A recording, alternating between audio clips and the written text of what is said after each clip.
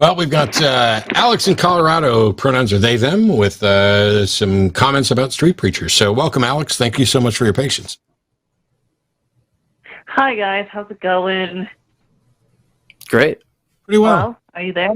Oh, We are here. hi. So I go to Colorado State University, and I'm a grad student, and that's going to be important in a minute. The reason I'm calling is because there have been some things going on campus where there are street preachers who are visiting constantly, and I actually envy that they have that kind of free time, but street preachers are constantly visiting, and over the course of just the few weeks that school has been in session, they have not only been harassing people who are queer, who are trans, who are Jewish, who are non-religious. People in these communities have started to get harassment and threats from people who are not street preachers. And I draw a hard moral line at, okay, if you are engaging in rhetoric that is emboldening people to cause harm to someone else, then you've gone beyond the free speech, this is something you're allowed to do area. And there was a protest on Friday on campus about this. And I attended the first about an hour of the protest, and then I had to go do something else. But one of the things that I have experienced by some of these street preachers is this idea that they keep talking about, well, if you're, an atheist or you don't believe in Jesus because you're Jewish or something, you can't actually be moral. You're not a good person. You can't really have a foundation for, anything you're doing in life. And not only is it getting to me, what's also really concerning to me is that, and I don't want to fall into the trap of caring too much, but I teach classes as a grad student, and one of the things that's been happening is I know that this is probably going to affect undergraduates a lot more than graduates because they have to live closer to campus, they have, they're younger, they don't have experience, and a number of other factors. And so I reached out to my entire class, and I was like, hey guys, I wasn't at my office hours because this is going on, and I want you all to know that, I've experienced a lot of this, this hateful sentiment, and, you guys are not alone, and, in the lab when I'm teaching you guys, you're all welcome and valid, and I feel like I'm not doing enough, and, I don't know what I can do, and I don't know if, there's a way that we can, even if it's like FFRS, where somebody can, work to try and get some of this mitigated. Well, first thing that comes to mind is that's a tough task to do in the sense of that there are, I would say, more explicit hate groups that have the freedom to run certain events in public as well and are protected. Not saying I agree that they should be protected necessarily, or getting into that, but I'd be curious on where Matt is on this, because it seems that is that kind of escalates into other hate groups that are allowed to do that as well, even beyond just kind of the religious aspects of, I would look at the KKK, for example, right? I mean, it seems that the laws that we probably all want in place to stop that type of projection of hatred seems to be a pretty sticky road. I'd be interested in what Johnny Angel, since he probably could elucidate on that, legality wise. But yeah, I don't know, Matt. What do you have? Because I really sticky. Well, I don't know the specifics of the laws on your campus, and I do get that there's a lot about this that can be incredibly frustrating. But where you personally draw the line between, what crosses the line for free speech, really isn't particularly relevant, unfortunately, because if you'd have to demonstrate that they're clearly doing something wrong. Now, I'm going to part ways with a number of my friends on the left in that I'm opposed to hate speech legislation. I think there's already legislation that addresses what we tend to find problematic about hate speech. I don't think the fact that somebody kills someone because they hate them means that they're deserving of some extra penalty or that they did something extra wrong. So when you talk about street preachers on campus talking about how atheists don't have a grounding for their morals, I hate to say this, and I don't mean to be cold, tough shit. That's free speech. They're allowed to do it. If they're encouraging others to take harmful actions against other people, then that needs to be reported to the relevant authorities. Of course, JMike and I aren't even in the ballpark of that, let alone I don't know what the specifics rules are for that campus.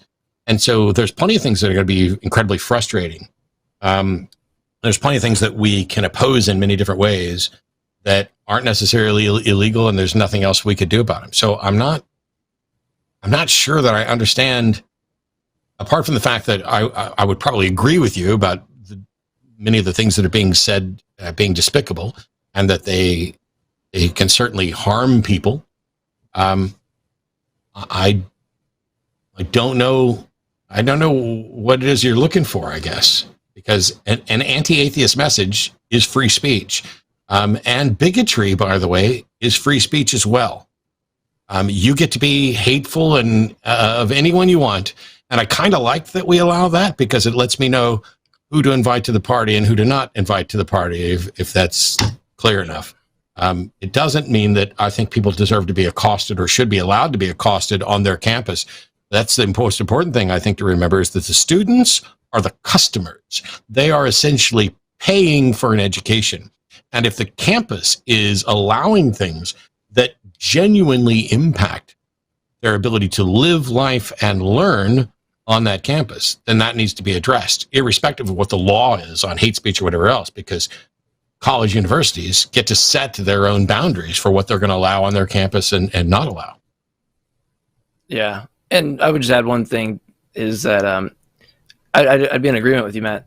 I have always been weary about banning certain speech, in the sense of that I can no longer have the conversation with somebody publicly if it's, depending on what laws are implemented, if we're not allowed to speak about some topic and I can't come up and talk to the person and perhaps give an audience like what we do on the Line Talk Heathen Atheist Experience. If those conversations are now legally constrained, I'm worried that people who watch the show, for example, we're not going to have those types of people anymore, because you don't have access to educating them in that sense. And so I worry about what cascading kind of effect that has on the side. You take a tool.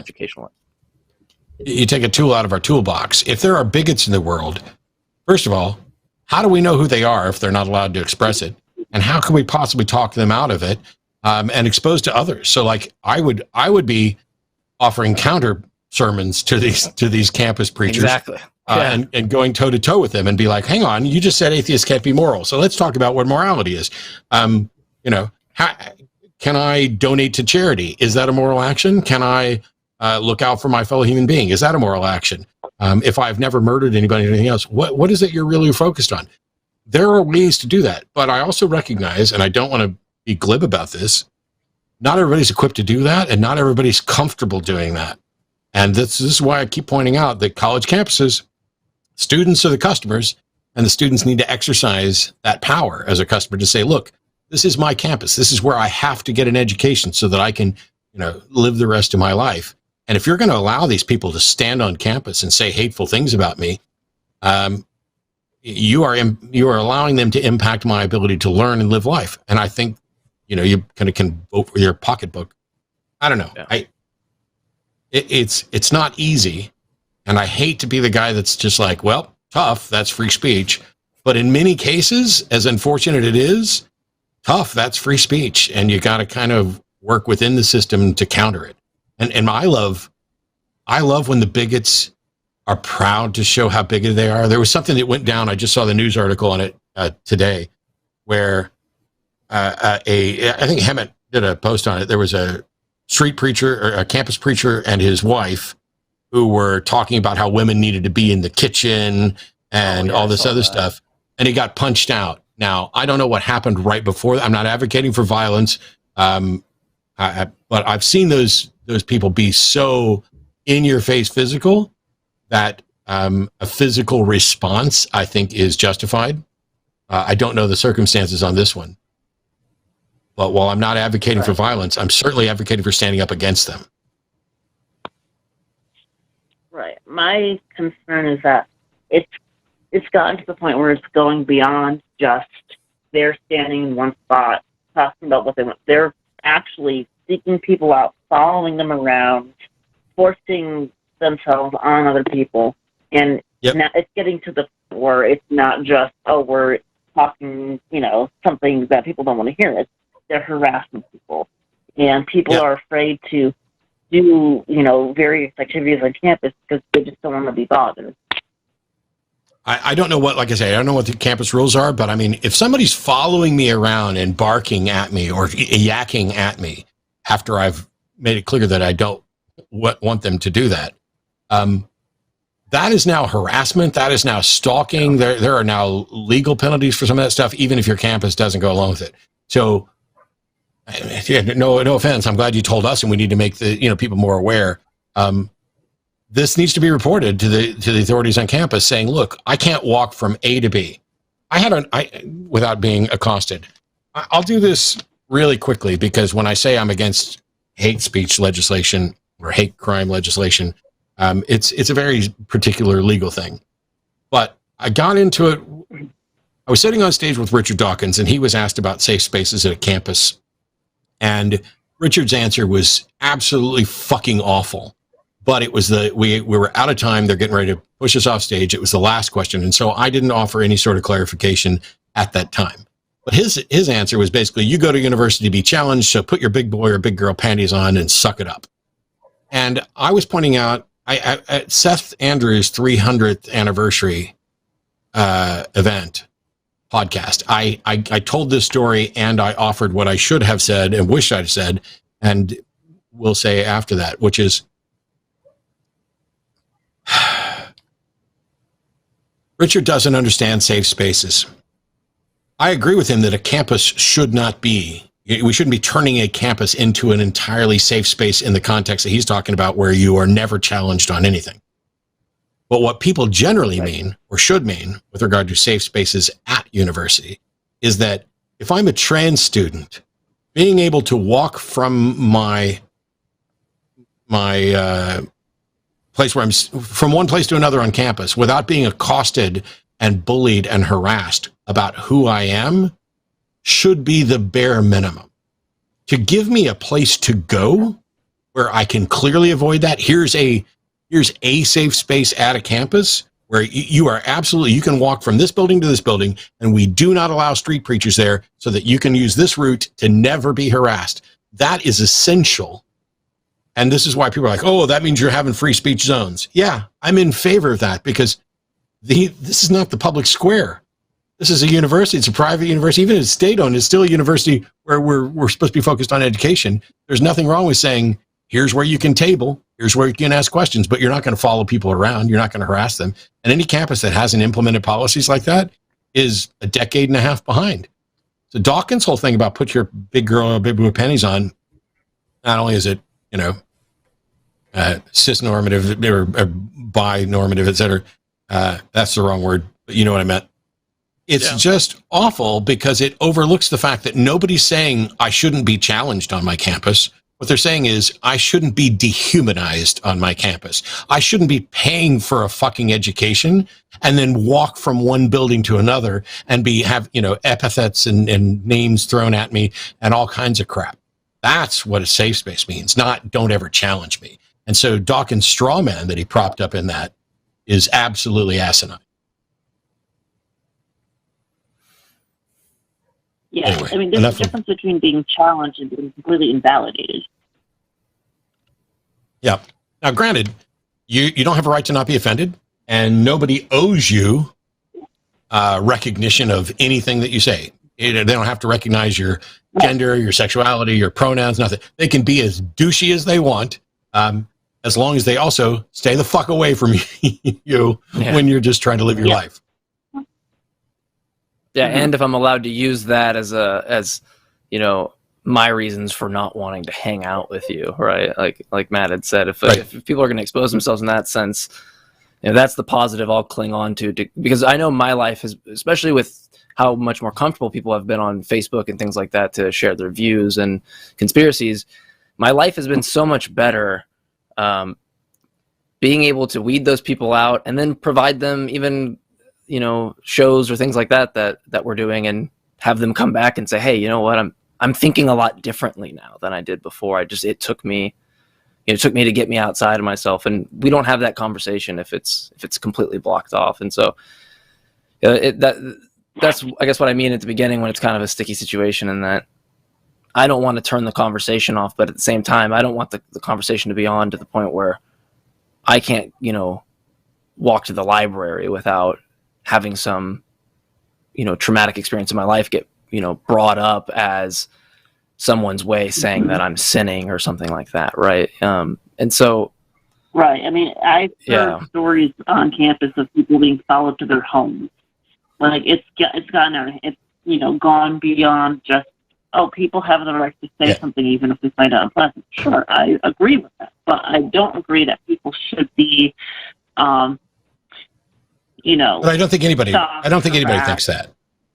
I don't think anybody necessarily thinks that. Even the people who are doing it don't think that it's necessarily legal. If you're being followed to your home from campus, you should call the police.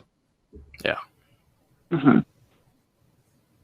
And, while I've heard stories about some of those things too, we need to get to a point where instead of hearing stories and sharing stories, we notify the authorities about the events. So the stories become something other than gossip / rumor, and are now more in the realm of, hey, this is official. That way campuses can not only change their policies, but actually put up notifications.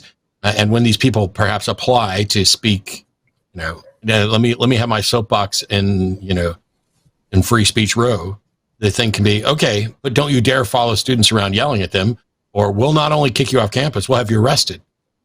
They need to protect the people who are there. Yep. Thanks so much, Alex. I appreciate it. Hopefully we got some kind of clarity, even though we're not going to solve the problem here today between us, for sure. Right. I was just mostly concerned about, is there anything I can do to, help people who might be, suffering because of this, or is that something that's not necessarily my job and I'm doing enough, or is this something that is going to take a lot more to solve than just me saying, hey, I care about all of you guys, and what these people are saying doesn't reflect, your value. Yeah, I mean, being supportive, being a friend to those people who are dealing with that, but reporting it to the relevant authorities, all those are good ways to support people. Okay. Or you could, walk, if you have some extra time, get a sign and, write "fuck this guy" with an arrow pointing, and stand right next to him, right, while he's doing his sermon. I think that would, I think people would get a kick out of that. So just follow him. I appreciate it, Alex. Just following people. We got to move on a bit, but thank you so much. Have a good one. Yeah. You too. I can appreciate the difficult spot that they are in. Sometimes there's not an easy answer, and so you're running through it, kind of being supportive as best you can. And also, in the sense of safe spaces, it can be a really simple thing to, have a sign up and have an area where you are willing to sit with someone who's having some sort of anxiety attack or episode because of the way they've been treated on campus. And knowing that that's a safe space, and basically setting up a wall of people to make sure that that's protecting them. There was a link to the Freedom from Religion Foundation's legal page, which was sent. It was just posted in chat. Andrew Seidel sent that to me. It's ffrf.org/legal/report. And that is the best course of action for our caller, Sam, earlier to address. And then we'll talk with Andrew another time.